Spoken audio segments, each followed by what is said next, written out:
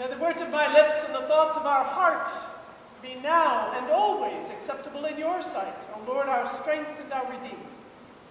Amen.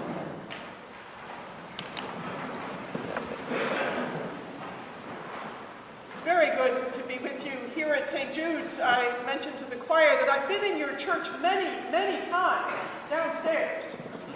The diocese is deeply grateful that you have one of the few spaces that we can gather when we gather in large groups. And you have a parking lot. So thank you for allowing us as a diocese to use this space, because it helps us continue to build ministry, to grow in ministry. And we are grateful to you and the many people of your parish who make it possible for us to come, especially those who provide lunch and help us out. Well, we've just heard that wonderful story of Epiphany that brings to mind those pageants with a great cardboard star wobbling on a broomstick and miniature kings tripping over long robes coming up the aisle, and papier-mâché crowns and treasure chests of purported gold, frankincense, and myrrh. Pageants that focus our attention on the wonder of that tiny babe, Jesus, who is really a king in disguise. And there is wonder and innocence and joy woven into the story we retell so often at Epiphany for children. But Epiphany has a much richer and, frankly, a much darker side that adults need to ponder. And there is much we will discover there of a hope that is strong enough for the darkness that we daily encounter and frankly seems to be growing all around us. Epiphany, the story of foreign magi, a suspicious ruler, and a young family, as told by Matthew, is a summation of the past, present, and future hope. And it is a political story. And yes, faith, religion, and politics must engage one another. You cannot be a person of faith and not be political. This story represents what God is doing and how God is doing it through this story. Jesus comes into the world in a particular place, in a particular time. In first century Palestine, country under Roman occupation, governed by Herod, not originally Jewish, but has sort of taken on that faith, trying to hold the very tenuous relationship between the Roman occupiers who confirmed him as, quote, King of the Jews, while he tries to also be sympathetic to the people he governs. But he is in the latter years of his life increasingly suspicious of those around him who might want his power, might want his political leadership. And he is so suspicious that he has arranged the murder of one of his favorite wives and 3 of his sons and many of those closest to him as advisors. A man threatened and brutal and paranoid. And into this dark time for God's people, a time when they continue to expect God to come back as the Messiah, into this God chooses to work through the very least a young, unmarried couple. Not powerful, not leaders, religious or political, from a small town of little or no consequence. And God brings into this world not someone who can enter in immediately and change things, but a baby who will take some 30 years to come to the moment where he begins to exercise more of who he is directly. when we are most desperate, when we are most in the darkness, our prayer is, "Come, Lord, come now. Come immediately." That God's timing, God's response is small, unexpected, and frankly, mostly unnoticed. And yet, it will change everything. And the ones who do notice are not the powerful. Not the ones who've been longing for God, or are supposed to have been longing, but the ones who are open to see. The Magi from the east, not probably kings, more likely astrologers from Persia, possibly Zoroastrian priests, whose own faith called them to study the stars, to find the signs of the birth of prophets who would come. And they've been studying the stars and seeing this star that captures their attention, and they go to search. Not Jews. They come with the Star of Bethlehem and bring gifts suitable for a king, gifts of that kind that would represent something of their honoring of this one who's come in the midst. Gold, frankincense, and myrrh. All fulfilling Isaiah's earlier prophecy, "Arise, shine, for your light has come, the glory of the Lord shall come." Isaiah probably also thinking about Israel as God's chosen people, meant to be a light to the whole of the nations around them, the nations who would come to them because they could see the light of God's life and mercy and grace in them. But it has not fully been fulfilled in that way, and now God chooses another way to bring another light. And at the edge of this story of the universality of God's gift for all people, for Gentiles and Jews, for those foreigners from a strange place of a different faith who come to recognize the light, at the edge of this story is Herod. Called King of the Jews, the wise astrologers come to him and say, "Well, show us where this new prophet has been born." And all that does is make Herod deeply afraid. If there is a child out there that somebody is claiming is going to be King of the Jews, that child must be destroyed. For that child is a threat to me and to everything that's happening around me. It says also that all Jerusalem was afraid. I can imagine they would be, because if there is a King of the Jews out there that they've not yet noticed or recognized and that threatens Herod, their very lives are threatened too, for Herod can be brutal. And the story will tell us that Herod's response when he finds he's been tricked by the wise men going home another way is to turn around and claim the lives of all children under the age of 2 in that area.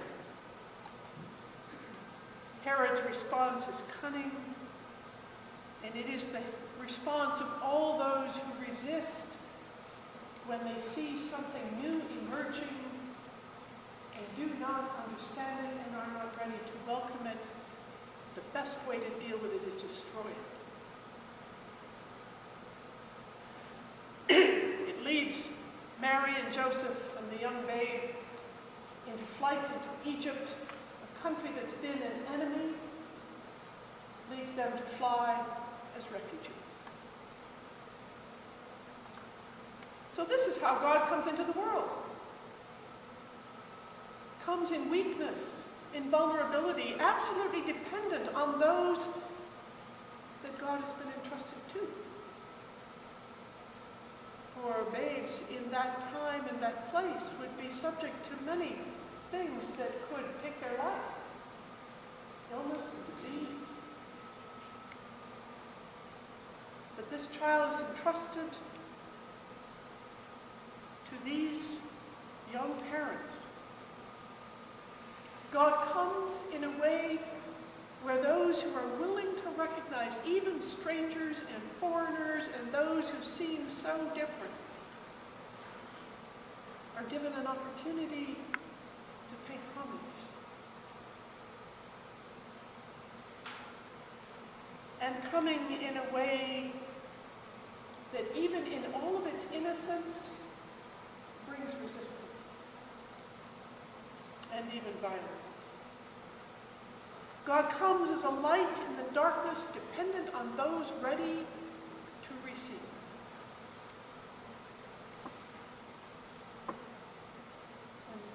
An epiphany, that revelation, that aha that we use that word epiphany for, that epiphany moment, the church highlights by the retelling of this story, not just because it tells about something in the past, but because it is the way that God continues to come. Epiphany is not just one day in history. Epiphany is an ongoing event all the time. For God is in our midst, at work in this world, and constantly looking for those who will recognize and be drawn to that light and make it known. Now that should be the work of the church. It is the work that we are called to. We hope and pray that the light of Christ is here in our midst and can and will draw people to it. But there's lots of things in recent years that have blocked that light from being seen. And there are always new Herods in the world, both human and systemic. Economic, political, social systems, and ecclesiastical ones, I might admit, that will get in the way of the light of God being seen. And will get in the way because they're afraid of change. They're afraid that this light and the way it's coming in our midst might ask us to give up something, to do something new. And that is scary.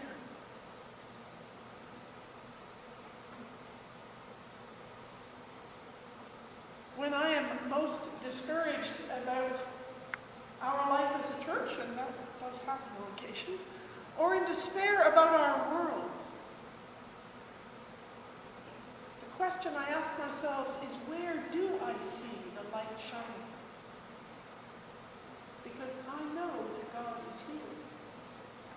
And if I'm in despair, I have stopped looking for and seeing. And so I look around and ask, where is that person who's resisting and changing and bringing God's love and grace, however small an action that might be?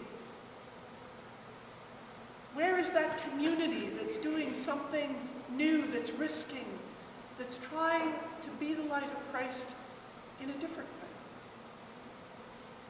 way? I look for that voice that's raised in resistance to the powers of darkness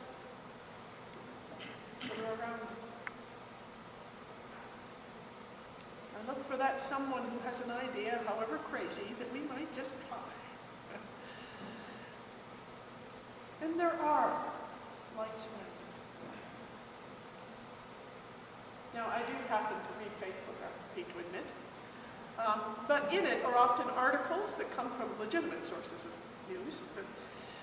There was an article this week about 5 parishes on the east coast of Nova Scotia who are choosing to come together as one and are risking even the possibility of giving up all 5 buildings to do something new.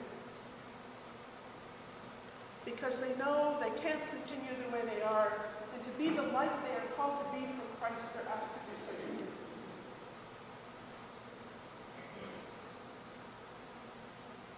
And when I'm most afraid of the changes coming, I have to ask myself, what in me is reflecting Herod? What in me thinks that changing the status quo is too hard or too difficult or too scary?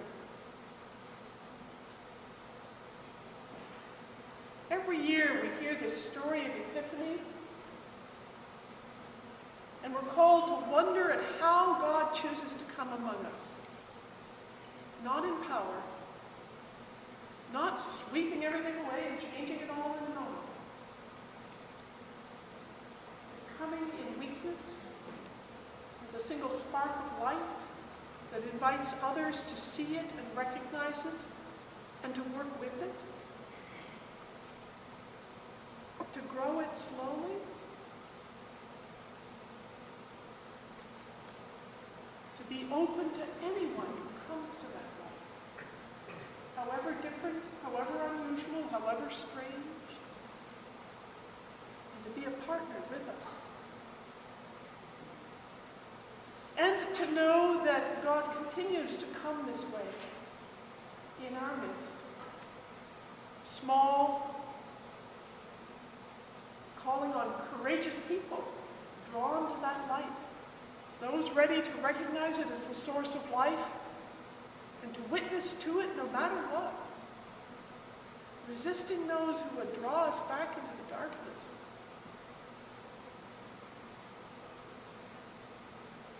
And so Epiphany is not just January the 6th, it's every day. And asking ourselves, where do we see God's light? I think as Anglicans, we have kind of assumed we would always see it inside the church. I have to tell you, I'm not so sure. There are days that absolutely, it's right here in our midst, but sometimes it is outside our doors, and it's calling us out to say, I'm out here, and I need your help. I need you to see me in the midst of the community around. I need to see me calling for your assistance to make God's love and mercy and forgiveness and justice known. So thank you for all that you are doing to do that. I read your mission and ministry plan, and I said, yes, there's a congregation that gets it. Every one of the marks of mission, you have something that you are attempting and digging into to be that light of Christ.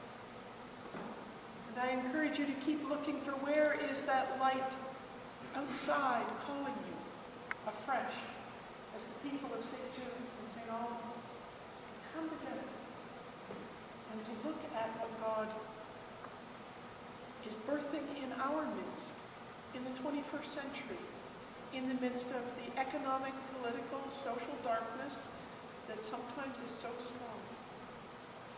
But that is what our baptism calls us to. So we need courage, faith, we need each other, and we need all those who will come and be drawn to God's light as partners with us in this great, wonderful